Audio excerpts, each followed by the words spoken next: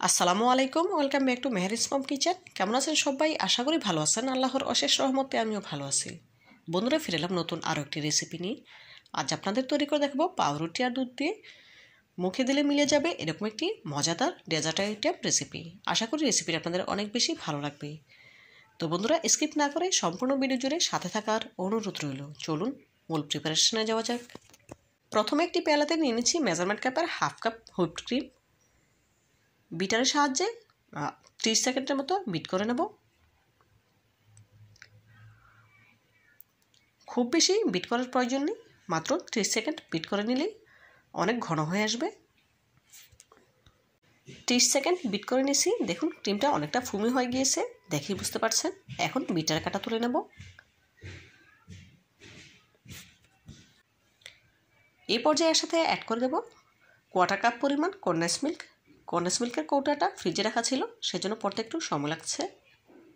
এখন এর সাথে অ্যাড করে দেবো কোয়ার্টার চা চামচ পরিমাণ ভ্যানিলা এসেন্স। ভ্যানিলা এসেন্স দেওয়ার কারণে খুব সুন্দর ফ্লেভার আসবে। আবারও বিট করে নেব 10 সেকেন্ড। এর থেকে বেশি বিট করার প্রয়োজন নেই। এই ক্রিমটা শক্ত করব না, যেহেতু আমি ডেজার্ট আইটেম তৈরি করব, সেই জন্য নরম রেখেই বিটার কাটা তুলে নেব। ক্রিমটা আমাদের নরমই প্রয়োজন। দেখুন 10 সেকেন্ড বিট করার পর বিটার কাটা তুলে নিচ্ছি। এখন ক্রিমের পেয়ালাটা সাইডে তুলে রাখবো। এদিকে নিয়েছি ব্রেড, দেখে বুঝতে পারছেন। এখন ব্রেডের সাইডের ব্রাউন কালার অংশগুলো কেটে ফেলে দিচ্ছি। তো বন্ধুরা, ভিডিওর এই পর্যায়ে আপনাদের কাছে ছোট একটি রিকোয়েস্ট রইল, যারা এখনও পর্যন্ত আমার ভিডিওটি দেখছেন একটি লাইক দিতে ভুলে গিয়েছেন, প্লিজ একটি লাইক দিয়ে ভিডিওটি কন্টিনিউ করবেন। আর যে সকল বন্ধুরা আমার চ্যানেলে নতুন ভিজিট করেছেন, রেসিপিটি ভালো লেগে থাকলে প্লিজ চ্যানেলটিতে সাবস্ক্রাইব করে পাশে থাকা অল অপশনে ক্লিক করে দেবেন। এতে করে আমি যখন কোনো নতুন রেসিপি আপলোড করবো সবার আগে আপনার কাছে পৌঁছে যাবে। এই কাজটি যারা অলরেডি করে নিয়েছেন আপনাদেরকে জানাই অসংখ্য ধন্যবাদ। দেখুন সবগুলো ব্রেডের সাইডের অংশগুলো ফেলে দিয়েছি। এদিকে চুলে একটি প্যান বসিয়ে নিয়েছি, দিয়ে দিচ্ছি মেজারমেন্ট কাপের 2 কাপ লিকুইড দুধ। কাপে নিয়েছি 1/3 কাপ পরিমাণ দুধ। এর সাথে অ্যাড করে দেবো 2 টেবিল চামচ কাস্টার্ড পাউডার। খুব ভালোভাবে নেড়ে মিশিয়ে নেব। মিশানো হয়ে গেলে এখন সাইডে তুলে রাখবো। এদিকে গ্যাসের ফ্লেম অন করে দিয়েছি। এখন দুধ জাল করে দুধে বলক তুলে নেব।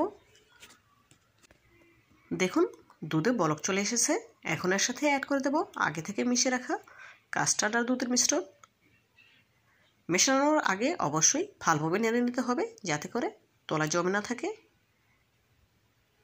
মিশ্রণটি দেওয়ার সাথে সাথে খুব ভালোভাবে নেড়ে নিতে হবে, কারণ মিশ্রণটা দুধের সাথে পড়ার সাথে সাথেই অনেকটা ঘন হয়ে আসতেছে, দেখেই বুঝতে পারছেন। নাড়া বন্ধ করা যাবে না, অনবরত নেড়েচেড়ে এই মিশ্রণটা ঘন করে নিতে হবে। এই পর্যায়ে এর সাথে অ্যাড করে দেবো কোয়ার্টার কাপ পরিমাণ চিনি। চিনিটা আরও আগে দেওয়ার প্রয়োজন ছিল, আমি ভুলে গিয়েছিলাম, সেজন্য দিতে পারিনি। এখন দিয়ে খুব ভালোভাবে মিশিয়ে জাল করে নেব যতক্ষণ না পর্যন্ত মিশ্রণটা ঘন হয়ে আসছে। মিষ্টি আপনারা আপনাদের স্বাদ মতো দিয়ে নেবেন, যে যেমন মিষ্টি খেতে পছন্দ করেন। যেহেতু ডেজার্ট আইটেম একটু মিষ্টি বেশি হলেই খেতে ভালো লাগে, সেই জন্য আমি কোয়ার্টার কাপ পরিমাণে অ্যাড করে দিয়েছি। দেখুন নেড়েচেড়ে মিশ্রণটা অনেকটাই ঘন করে নিয়েছি। দেখুন এই পর্যায়ে মিশ্রণটা পুরোপুরি রেডি হয়ে গিয়েছে। এখন গ্যাসের ফ্লেম অফ করে দিয়ে চুলা থেকে নামিয়ে নেব। এদিকে একটি সার্ভিং ডিশে নিয়ে নিচ্ছি ব্রেড, যেগুলো আমি আগে থেকে কেটে রেখেছিলাম। এখন দিয়ে দেবো দুধ আর কাস্টার্ডের মিশ্রণ, যেটা আমি আগে থেকে রেডি করে রেখেছিলাম। গরম অবস্থাতেই দিয়ে নিতে হবে, ঠান্ডা হলে মিশ্রণটি জমে যাবে, তখন আর দেওয়া যাবে না। দেখুন আমি গরম অবস্থাতেই দিয়ে নিচ্ছি। এক লেয়ার দেওয়া হয়ে গেলে এখন ওপর থেকে আরও এক লেয়ার ব্রেড দিয়ে দেব।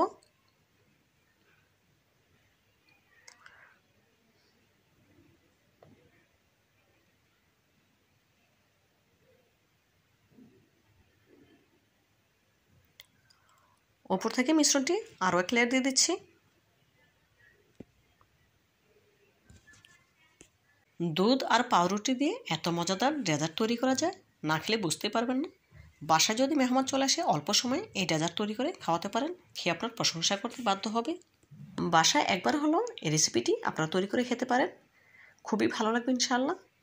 দেখুন ব্রেডের চতুর্দিকে দুধ আর কাস্টার্ডের মিশ্রণটি লাগিয়ে নিচ্ছি, দেখেই বুঝতে পারছেন। দেখুন মিশ্রণটা লাগিয়ে নেওয়া হয়ে গিয়েছে। এখন ওপর থেকে ক্রিমটা দিয়ে দেব, যেটা আমি আগে থেকে রেডি করে রেখেছিলাম। স্প্যাচুলার সাহায্যে সবদিকে খুব ভালোভাবে লাগিয়ে ফিনিশিং দিয়ে নেব। দেখুন খুব ভালোভাবে ফিনিশিং দিয়ে নিচ্ছি।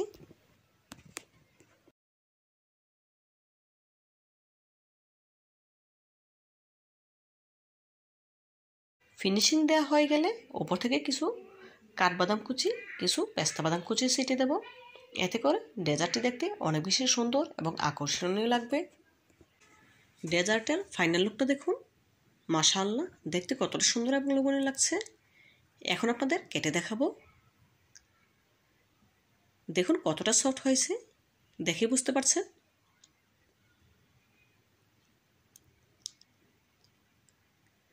মুখে দিলেই মিলে যাবে এমন একটি ডেজার্ট আপনারা একবার হলেও বাসায় তৈরি করবেন। তো বন্ধুরা, আজকের মতো বিদায় নিচ্ছি। দেখা হবে নতুন কোনো দিনে নতুন কোনো রেসিপিতে। ভালো থাকবেন সবাই। আল্লাহ হাফেজ।